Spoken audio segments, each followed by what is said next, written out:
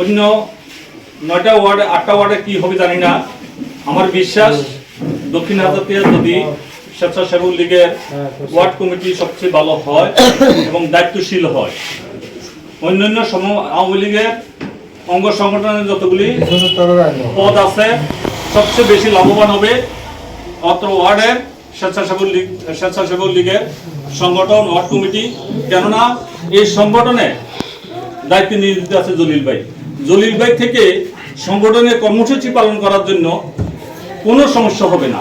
যে কোনো মুহূর্তে যে কোনো অবস্থায় যায় চান সংগঠনের কর্মসূচি পালন করার জন্য উনি এক পায়ে দাঁড়ান এবং ওনার দ্বারা সম্ভব। পাপু ভাই ওনার উপর সম্পূর্ণ বিশ্বাস। তাই আপনারা যারা সংগঠনের দায়িত্বে আসতে চান, আসার আগে আমার একটা অনুরোধ, যেহেতু এই গ্রামের বিষয়, আমার অনুরোধ যদি কাজ করেন, দায়িত্বের নীতিমালা পছন্দ করেন, বঙ্গবন্ধুর কন্যা জননেত্রী শেখ হাসিনা অত্যন্ত আস্থার সংগঠন, হাতে গড়া সংগঠন।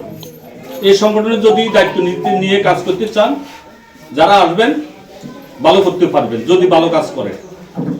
আর যদি বলে যে না পদের জন্য, শুধু পদের জন্য আমি আজকে প্রার্থী হইয়া পদ নিলাম, কাজ করবো না, কিছু লাভ হইল না। আমার এই যে প্রতিষ্ঠানটা, এই যে গড়টা, আমরা এটা সাংগঠনিক প্রোগ্রামের জন্য করেছি, সামাজিক সকল কার্যক্রমের জন্য করেছি। স্বেচ্ছাসেবক লীগের কমিটি হবে, যারা কমিটিতে দায়িত্বে আসবেন আপনাদের মাধ্যমে আমি আজকে ঘোষণা দিছি, আগামী 15 দিনের মধ্যে আরো 30-40-50 হাজার টাকার কাজ আপনারা এটা ভিতরে করতে পারবেন। টাকা আমার কাছে আসবে। আমাকে সহযোগিতা করার জন্য আপনাদের স্বেচ্ছাসেবক লীগের জন্য দক্ষিণ জেলার সদস্য জলিল ভাই খুবই আন্তরিক। শুধু দায়িত্বশীল লোক হইতে হবে, সাংগঠনিক লোক হইতে হবে, দায়িত্ব নিবেন, বেশি দরকার নাই।